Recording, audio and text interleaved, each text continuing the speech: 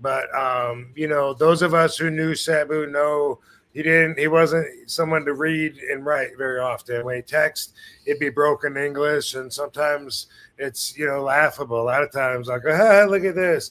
He'll be like, what doing? I nerd now.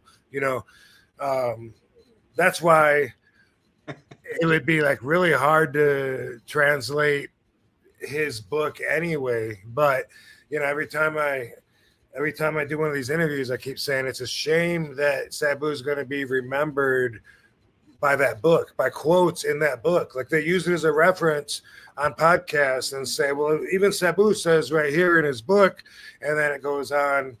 And I got his book right here, Kenny Casanova. I mention this every time. I think Kenny had good intentions. I didn't want to say anything because, Sabu was making money when a book would sell. But I got to say, it sucks that he didn't, his spirit, his true self was not captured at all, his character. And he's going to be held accountable for this because he didn't read it and he approved of it. And so that is on him. But just to prove a point, this is, did it get wet? Well, the end of it. A whole roll doobie got wet. But this is his book. I'm just going to pick something random. I'm just going to go through it like, how about right here? And I'm just going to read this. And Tommy, you tell me if this sounds like something that Sabu would say or not, okay? Let's see. Yes, I was protective of my gimmick, and I went to Paul to try to protect my thing when Public Enemy started breaking tables. No, I promise you, they will never break tables, Paul said. They already did, I told him. Well, they won't anymore, I can assure you.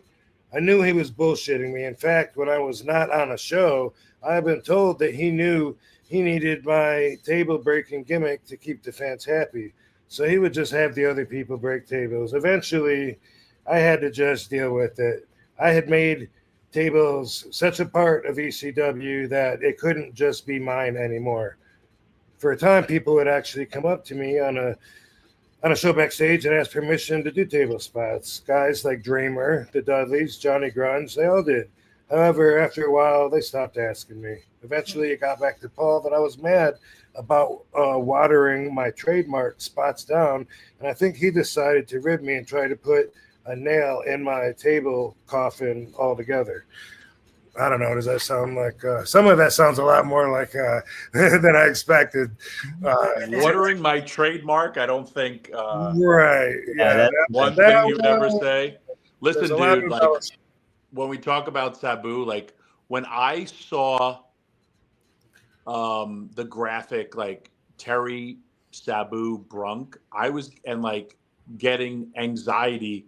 I'm like, why are they calling him Terry Brunk? Just call him Sabu, because of how much I've called him Terry once in my life, and he's like, my name's Sabu, and I was like, I'm sorry, and that's usually marks that want to pretend that they're close to the wrestlers. Yes. They'll talk to you with their real names, and I'm always like, who?